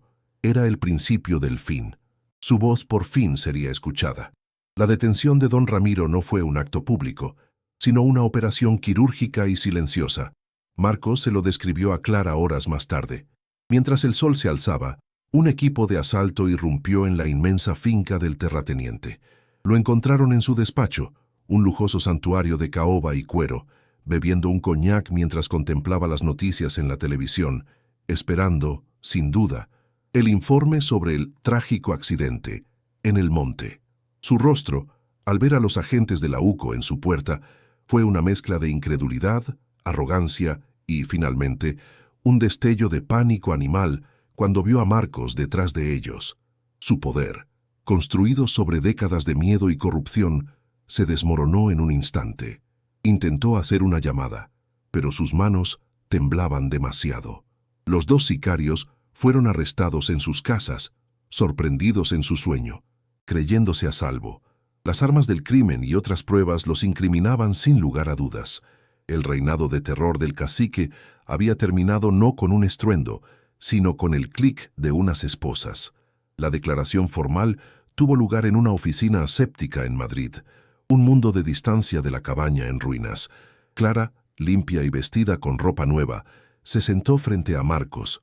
A su lado, Joaquín, con una dignidad recién recuperada, esperaba para dar su testimonio.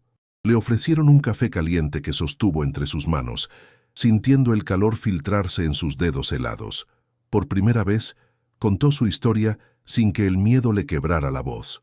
Narró la desesperación del albergue, la falsa esperanza de la herencia, el horror de la ruina, el descubrimiento bajo la chimenea y la amenaza explícita de Ramiro.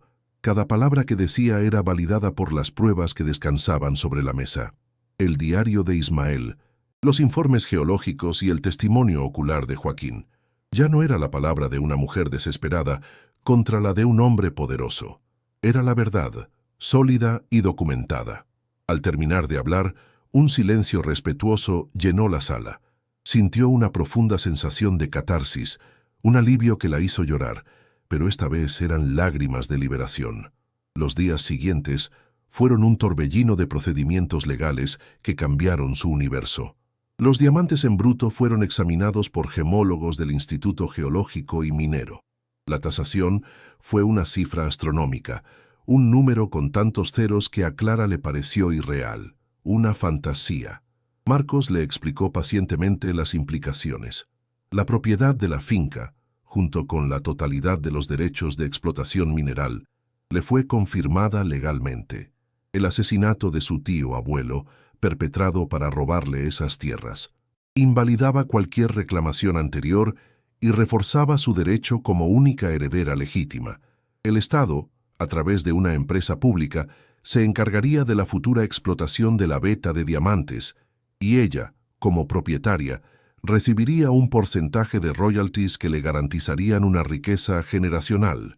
La noticia la dejó sin aliento, sentada en la silla de una oficina anónima. La miseria, el hambre, el miedo al mañana, todo se disolvía ante la magnitud de aquella nueva realidad. La justicia no solo le devolvía su dignidad, sino que le entregaba un futuro. Su primera noche de libertad la pasó en un hotel de lujo en Madrid. La primera sensación fue el agua caliente de la ducha cayendo sobre su piel, arrastrando no solo la suciedad del bosque, sino también la mugre de la desesperación. Se envolvió en un albornoz blanco y esponjoso, sintiendo una suavidad que le parecía de otro mundo. Pidió servicio de habitaciones, una cena completa. Ver a Lucas devorar un plato de pollo asado con patatas, su rostro iluminado por una alegría pura y sin preocupaciones, fue la recompensa más grande. El niño reía, contaba chistes, hacía preguntas sobre los dibujos animados de la televisión. Era un niño de nuevo, no el pequeño soldado que había sobrevivido a su lado.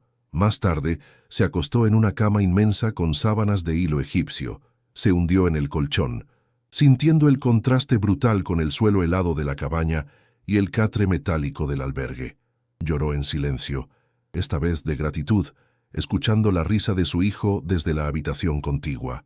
Era el sonido más hermoso del mundo, el sonido de la vida que renacía. Volvió a Extremadura 6 meses después, pero no a una ruina. El otoño teñía el bosque de ocres y dorados. En la misma colina donde el fuego había devorado la cabaña, ahora se erigía una casa. Era una construcción moderna de piedra y madera, con enormes ventanales que se abrían al paisaje.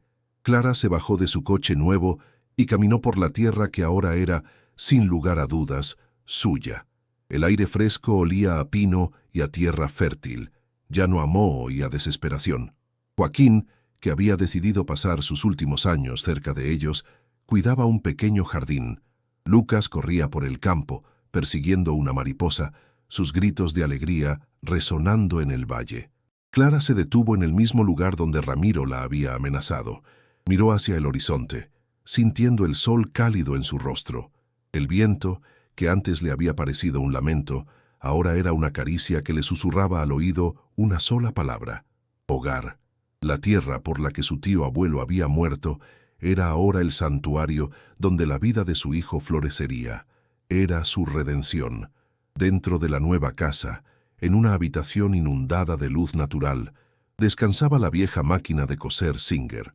Clara la había hecho limpiar y restaurar, y ahora su cuerpo de hierro negro brillaba sobre una mesa de roble macizo. Durante semanas no se había atrevido a tocarla.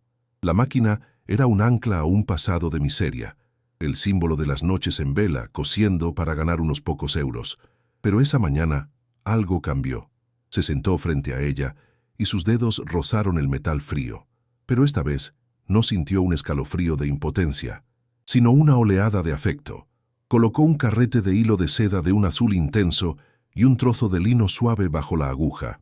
Con un suave toque en el pedal, el motor cobró vida con su familiar y reconfortante ronroneo. El sonido ya no era el de la supervivencia desesperada, sino el de la creación por puro placer.